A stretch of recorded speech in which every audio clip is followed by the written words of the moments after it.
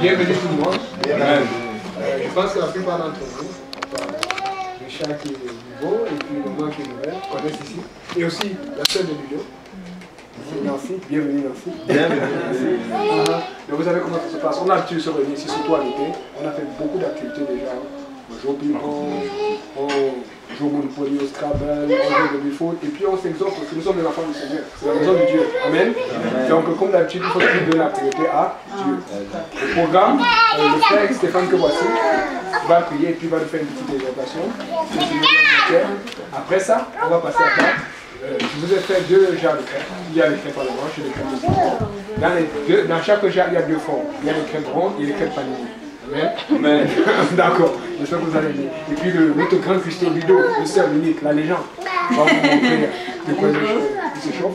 Et puis aussi la maman nous a gâté avec elle. Et après ça, après l'exhortation de Stéphane, comme je dis, on va aller manger. Après qu'on ait mangé, on va jouer, on va se relaxer. Il y aura le Scrabble. Faites comme chez vous, c'est la maison du Seigneur, ok? Donc que Dieu vous bénisse, Stéphane de venir.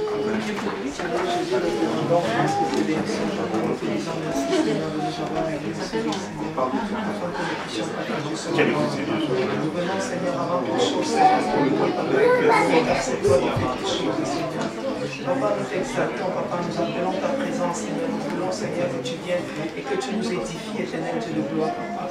Que tu nous enseignes, éternel Dieu de grâce, papa. Papa, nous prions encore, éternel Dieu de grâce, papa, que ta présence y soit et que nous fraternisons, Seigneur Jésus-Christ, papa, dans ta présence, papa, et selon ton esprit, papa. Nous t'appelons, Seigneur, agis encore, éternel des armées, papa. Édifie-nous encore, Seigneur, enseigne-nous encore, éternel des armées, papa. C'est avec des actions de grâce, Seigneur Jésus-Christ, que nous venons devant toi. Au nom de Jésus-Christ, nous avons prié. Au nom de Jésus.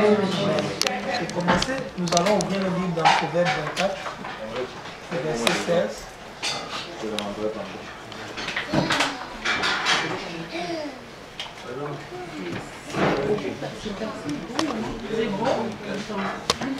Si quelqu'un peut lire, le premier à la voix. C'est pas dit, vous voulez chanter. Ah, ben vas-y, ma soeur. Vas-y. Ça va, Stéphane. Yo.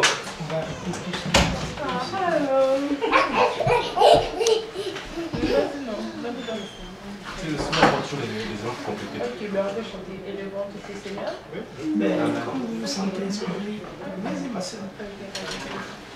Et le vent, il y a une technique. Le Seigneur et le vent, et le vent,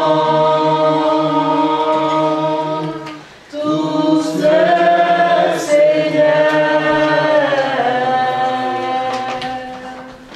louons-le d'un même accord, et le vent, tous le Seigneur. Jésus,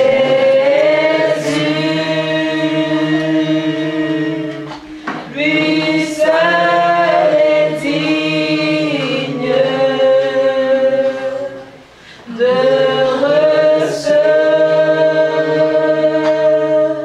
recevoir nos louanges. Louons-le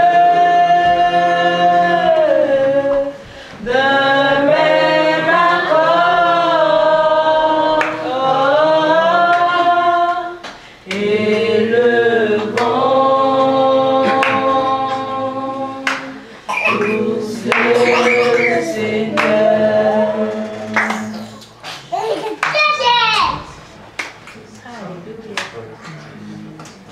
Quand ce matin, le frère Yannick m'a dit que je devais partager le message, j'étais tout stressé, je disais, mais Seigneur, qu'est-ce que je vais encore dire?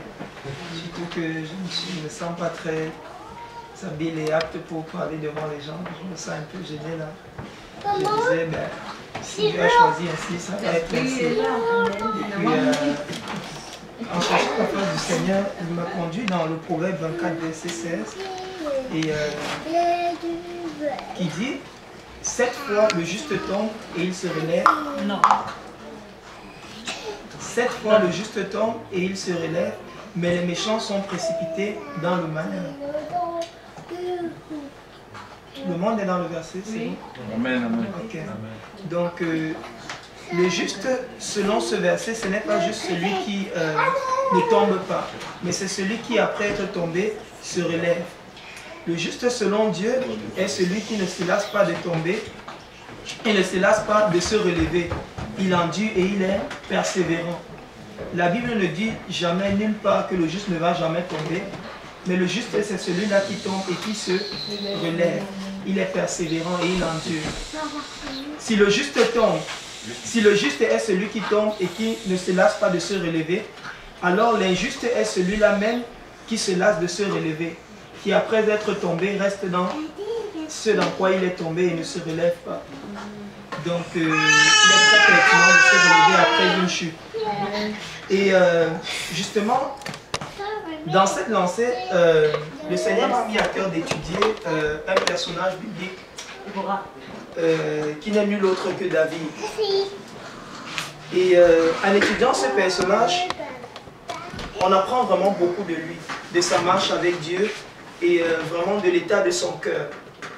Et vraiment en lisant, moi ça m'a beaucoup frappé. Pourquoi? Parce que même nous-mêmes avec le Saint-Esprit, très peu parviennent à être tel qu'il était. Et vraiment en étudiant l'état de son cœur, ça m'a vraiment, et je vous dis, ça m'a beaucoup touché. Et pour commencer, nous allons, lorsque l'on regarde la vie de David, David a été un roi, mais il n'est pas tout de suite monté sur le trône. Après avoir été un roi, il a traversé beaucoup d'épreuves. Après avoir traversé beaucoup d'épreuves, le roi Saül, je pense que c'est après la mort du roi Saül qu'il est monté sur le trône. Mais après être monté sur le trône, il n'a pas fait un parcours sans faute. Il a failli, il est tombé comme tout un chacun. Mais dans sa chute, il y a quelque chose de très marquant, c'était vraiment l'état de son cœur, même à l'intérieur de sa chute. Et en étudiant cela, ça m'a beaucoup frappé parce que beaucoup de gens, quand ils tombent, ils ont une façon d'agir. Très souvent, ils se referment sur eux et d'autres fuient l'église, d'autres sortent de l'église et rétrogradent littéralement. Mais David, en l'étudiant tout à l'heure, on va voir vraiment quel était son état d'âme. Et vraiment, on va voir que dans son cœur même, il était déjà juste. Il aimait le Seigneur. C'était quelqu'un qui aimait vraiment Dieu. Et de cela, on va voir comment est-ce qu'il s'est relevé. Et pour étudier cela, on va commencer à lire 1 Samuel, 2 Samuel 11. Et on va voir vraiment la chute de David. On va commencer au verset 1, si quelqu'un peut le lire.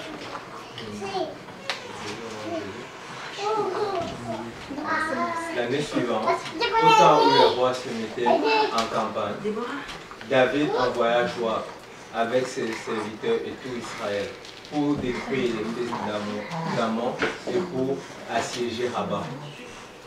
Mais David resta à Jérusalem. Un soir, David s'éleva et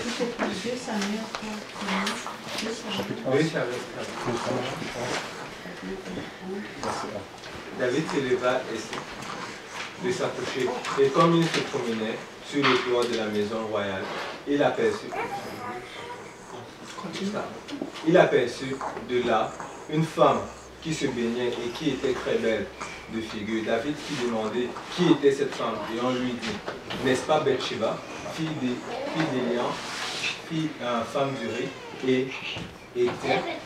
et David envoya les gens pour la chercher. Elle vint vers lui et il coucha avec elle. Après s'être purifiée de sa souillure, elle retourna dans sa maison. Cette femme devint enceinte et elle dit à David, je suis enceinte. Alors David expédia cet ordre à Joab, envoie-moi Uri le Héthien. Et Joab envoya Uri à David. Ouais. On voit ici que qu'est-ce qui s'est passé. David, pendant que les gens étaient en guerre, il est resté dans sa maison et en se baladant sur son paillasson, bien la toiture de sa maison, il a regardé et puis il a vu Bathsheba qui se baignait. Quand il a vu Bathsheba qui se baignait, il a envoyé appeler Bathsheba.